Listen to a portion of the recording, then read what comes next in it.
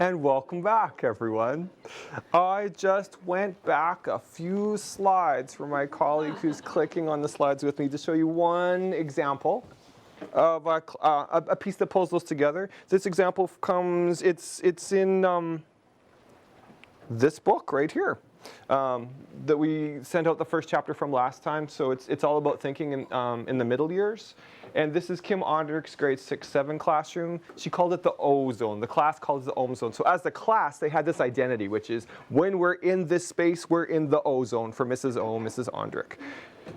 The task that I'm going to share to move us into the next section is that the kids had to create a book. And so she had these nice little provocation prompts. One must always be careful of books and what is inside of them, for words have the power to change. For a richer, fuller life, read. Be courageous and try to write in a way that scares you a little. Books aren't just made of words, you know. They're also filled with places to visit and people to meet. And so there's kind of that, both that social and emotional piece, but also that sense of where we're going in the task. She's also letting kids know how we end. How did we get there? I think we're going to meet Sam first. Here's Sam. And here's my friend, who will be revealed in this next section. They went to begin the unit. They went to the local wetland, which was attached to their school. And the kids, the grade 6-7s, went out and their task was they could write or take a picture to show human impact on nature. So they were all around, a lot of kids focused on this orange t-shirt that was wrapped around a tree. One young lady was very focused on the culvert that went underneath the bridge to the high school across the street, I think because she was dating somebody in grade 8 at the high school. And anyway, we came back into the classroom and we went around the circle. So some kids talked about the orange t-shirt and the one girl talked about the culvert. Another kid showed this photo and she had seen an owl and she said, here's human impact. It's the only owl here. If we weren't all here, we'd have less of an impact. So it's just this open-ended engagement. Then we get halfway around the circle. One of the kids says, I would like to be a doula. Now, how do you receive that when you're focusing on the ecosystem? We were doing ecosystems, everybody. But we said thank you. But for that student, there was a new baby coming in the family. She actually played somewhat of a parental role in the family. And so that's the thing that was on her mind. And she didn't come to school all the time. So you welcome her and what she has. Well, that just opened the floodgates. And then the next kids talked about being worried about going to the high school the next year and all the drama in their lives. Finally, one of the kids brought it back to ecosystem. But from that experience, this is the task that was designed. So kids do need to know where they're heading to be able to self-regulate their learning. So one is saying, what's the thing that we're doing? And then to have support within that. You need structure within what you're doing. And then here's the design. The kids had to choose one of these titles to write their book about. The Wonder of the Wetlands, The Power of Hormones, The Impact of Joy, The Mystery of Human Reproduction, The Challenge of Adolescence. Do you see how Kim was able to take what the kids were interested in from that experience and design the task that it took in? And it's all science, isn't it? The answer is yes, it's all science, it's all systems. So if we can get away from we have to learn about ecosystems to we have to learn about impact, then you can study systems in terms. Then they had to explain who they were going to work with and defend it. Do you see that? So I don't say, you don't get to work with Melissa anymore. You have to say, okay, we do want to work together one more time. And I say to you, really? You better explain how that's going to work this time. They're like, well, maybe we'll add somebody to our team, and then we'll be more productive. Then there were 3 phases to the research. The first was autobiographical, which is a nice way to start any inquiry project versus going to the topic, saying, why is this topic important to me? What do I know about this topic? Then interviewing others, where we taught them some note-taking interviewing techniques, and then to published information once you've built some of those skills. So you're scaffolding from the closest to the furthest. And then they had to collect 10 nuggets of gold from their resources to write a book about whatever the thing is they had chosen. But they could choose the form and the audience in terms of what they did. You with me, folks? So the teachers went through a process of planning which included giving kids a stimulus, then creating the challenge from the stimulus, kids forming groups and making decisions there, engaging in research and exploration, synthesizing their learning. They did present their learning to others, either to the audience for the book or to the class, and then reflecting on how it went, which helps kids both reflect throughout the task, engage in critical thinking, think about and express a diversity of points of view, but also have to debate and negotiate with their partners, but also with the learning community. It's just an example of embedding that piece. Now this is for teachers. Here are Taylor and Corbin, who were two of the kids in that class that year. They still went outside to the wetlands several times. So even though kids were engaged in different topics, they also all still learned about the wetlands. This is what the kids referred to. So Kim would conference with the kids. She'd grab up a group whenever the right time was and say, so where are you in the process? And what do you need to do next? And look at the prompts to help them think about where they're going, which moved them away from telling kids what to do to having the students say to her, here's where we are, here's what our next step, and if needed, here's what we need help with.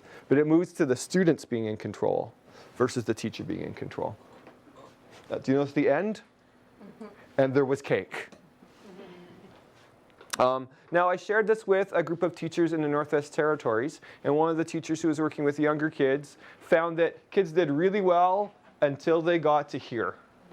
They had a whole bunch of stuff and didn't know what to do. So here's what Jen Tarian did in Yellowknife. With her class, she created these steps. So first, have I read through my research? Have I organized my facts into sections? Have I edited my facts for these things? Have I copied my facts onto, they had a choice of a poster, a slide, or their booklet? Have I included pictures with captions? That was one of the criteria. And then do I have my artifacts? So that when I present, they're just not sharing their book, but an artifact. See how that supported the kids? So I think that also wants us to think about, we design for self-regulation, but then during the task, the thing that's not landing is the thing that we scaffold more, not to tell, but so that kids can self-regulate within it. And that, my friends, brings us back to that cycle around task interpretation, identifying success for criteria for success, making plans, enacting their plans, reflecting, but also adjusting as you go. I'm going to move the slides forward by about 3 to my slide moving partner. There we go. Let's go to varied assessment. Yay! There's less cheering in Victoria than there was earlier for those of you in other places. In our previous session, I shared this slide. So in session 1, I talked about this in the opening piece. In chapter 1 of the book, talked about these different aspects of assessment being ongoing, authentic, having both formative and summative. I'm going to just give you a couple more points and a couple more examples, everyone.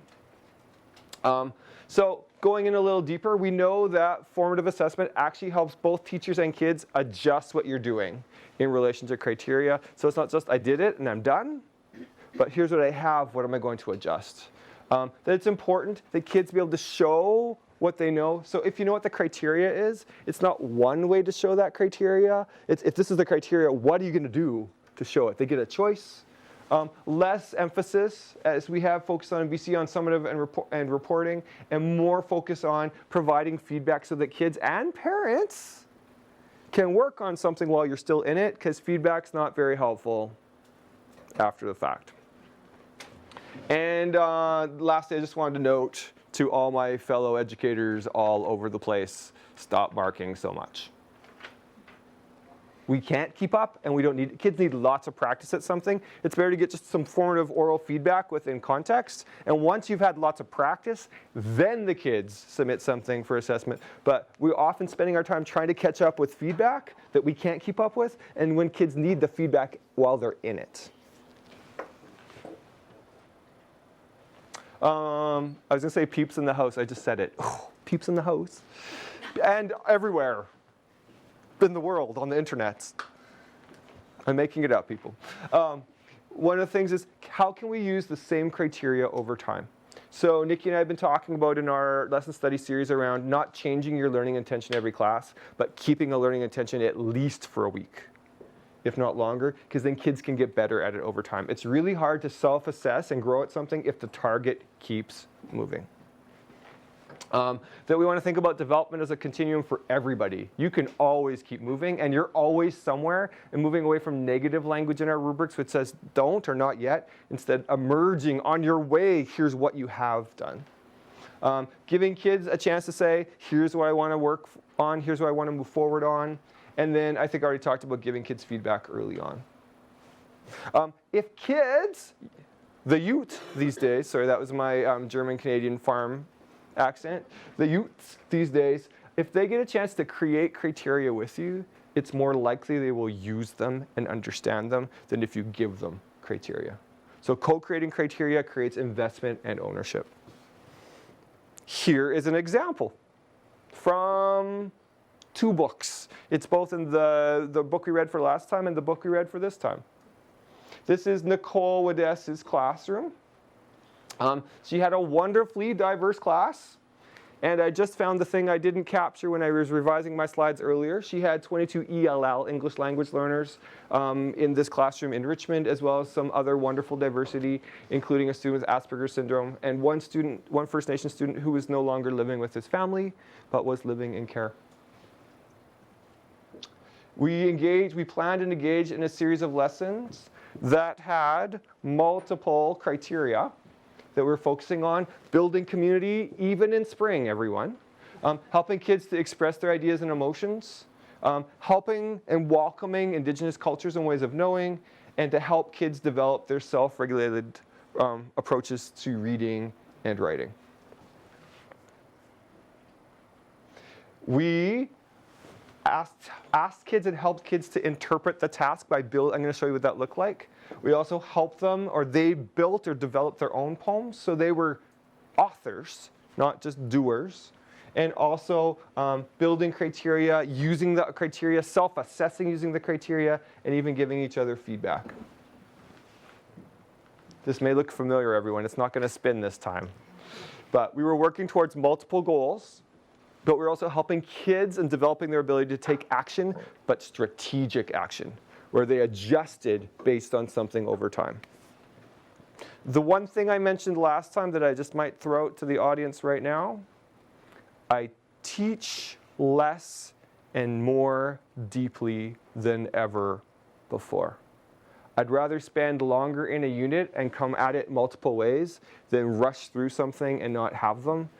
The focus of our shift in curriculum, not just in BC but worldwide, is about competency development, and so we want to develop competence, not I got there but some of the rest didn't get there. Here's what we did next. Feel the excitement?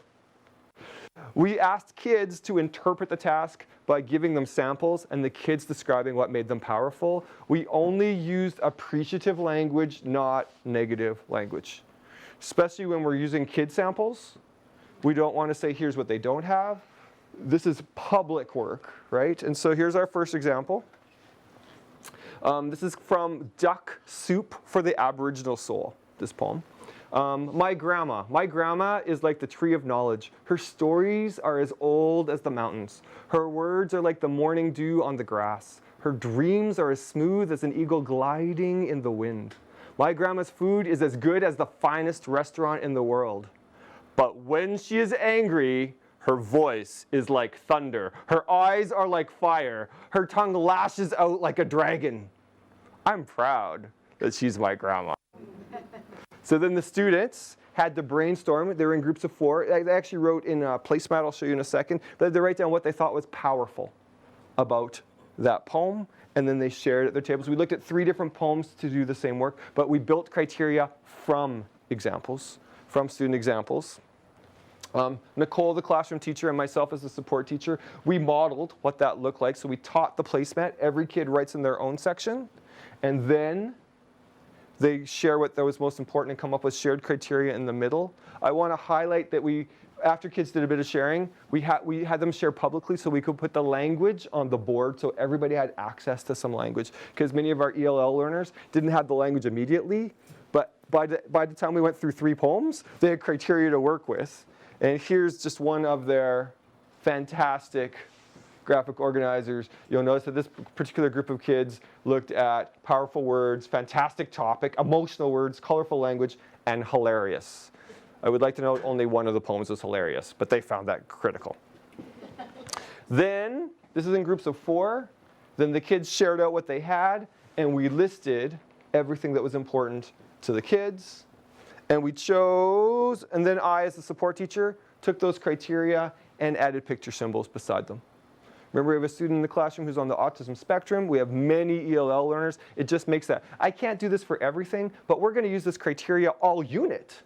So it's worth investing the time in because we're going to keep coming back to it. And in my experience, a visual for one kid is a visual for many kids. You with me? Can you tell that 4 of them are bolded? Look closely. People away. There are 4 that are bolded.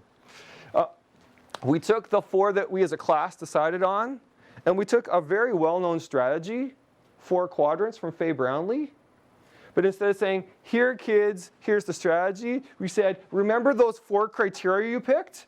Here's what it is. So we went from doing a strategy with kids to the kids co-created the strategy that related back to their criteria. That was a wink.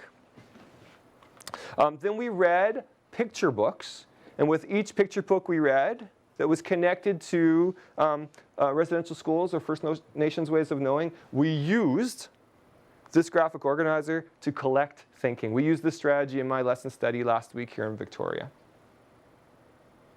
The first time we used it, we did a little bit of modeling, and then kids came and added their language, but we stopped along the way to get ideas down. But by the time we did the 3rd book, we didn't need to do any modeling anymore because kids knew how to use that graphic organizer. It made a space for them to collect their own ideas. They could self-regulate their own learning because there wasn't the right answer, but they were choosing in relation to the criteria. And after every book we read, we wrote a free verse poem. And we decided as a class that you could either write about the character, as the character, or to the character. So they also got some choice in the voice that they were writing in, which again created more investment than just let's all write a poem. After we've written several poems, I'd say 5.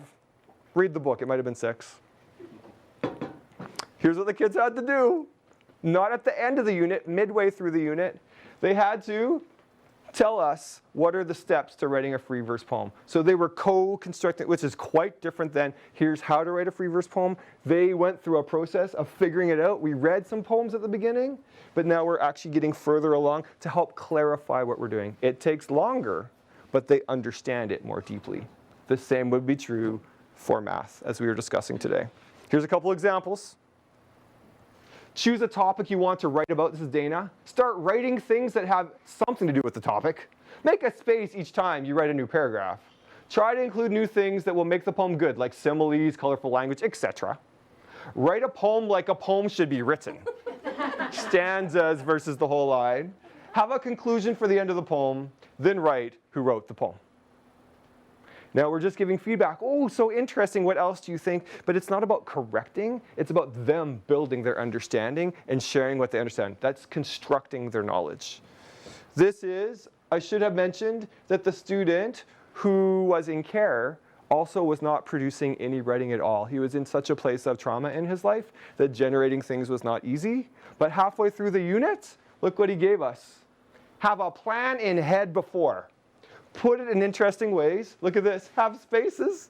Do you see it? The space?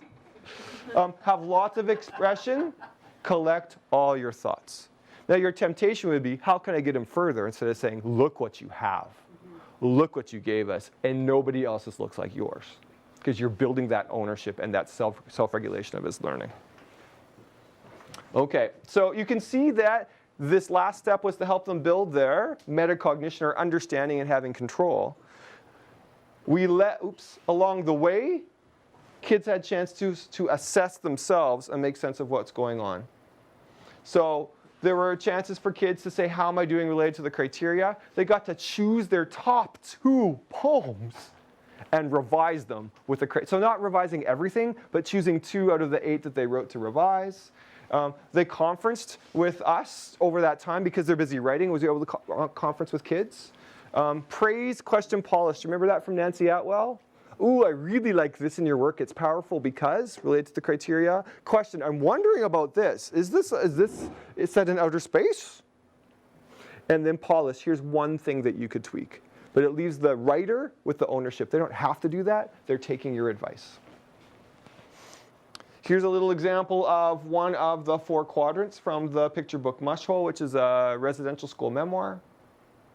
And here's Miles's poem. Oh, I should have mentioned earlier that Miles had a gift for launching furniture at the beginning of this unit.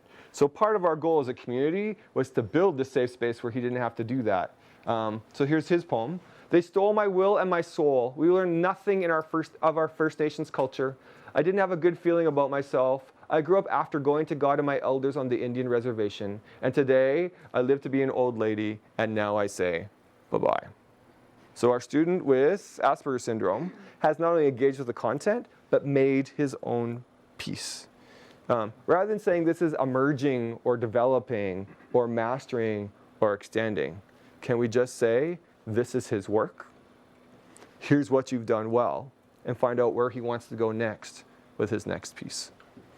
And here is Travis. Remember, Travis didn't generate any content when he first joined us? Here's his poem that he revised. Remember, we were learning about residential schools. We'd read several poems over time. Here's his piece. I feel good when I'm with my family. I feel the same as you. He's writing to the character. I'll come back. I feel good when I'm with my family. I feel the same as you because my mom had lots of hard times in her life, like drugs and alcohol. Then it started to affect me inside my heart, how bad and confusing my life is. Now I'm sad because my mom is gone and I'm not with her. I feel so miserable and scared for her. She's in Vancouver right now and I don't know where she is, and that worries me. I've moved to lots of other schools. Lots of the kids are cruel and mean, even the teachers. Direct connection to the books that we were reading. But your school was probably more cruel. It must have been painful and terrifying from the horror that came from the Belter stick. It must have been lonely at that school, and when you ran away and went to Skid Row, I feel sick to my stomach that they did all that. You probably ran away because of the terror and horror of that prison school. I hope you feel better about your native self. I'm native too. My name is Travis, and I'm in grade 6. The time it takes to welcome every kid into the fold is incredibly important, and yet the open-endedness allows every kid to go somewhere important. Making space for all kids isn't something that takes more time. It's something that needs to take more time because there's so much that can come out when we slow down. And what are we building within that? Kids who feel some ownership of their learning, who know that they have something to share, and more importantly, they have something to share that nobody else could share because they have their own identities and funds of knowledge.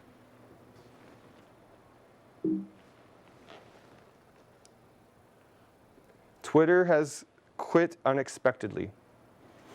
We think we're Are we ready for the time for the sharing? Okay, friends, I will find the slide in a moment here, but thinking about assessment now within this mix, what does this help you think about, or might help you think about including kids in assessment, having multiple passes at something, or as Nikki and I were talking about earlier in our lesson study, where's the space for us to be patient with kids, to not give them the answer right away, but to construct and make sense of things over time because they get to own it. Have a little chat with a neighbor, about 5.5 minutes apparently. Tammy says 6, go.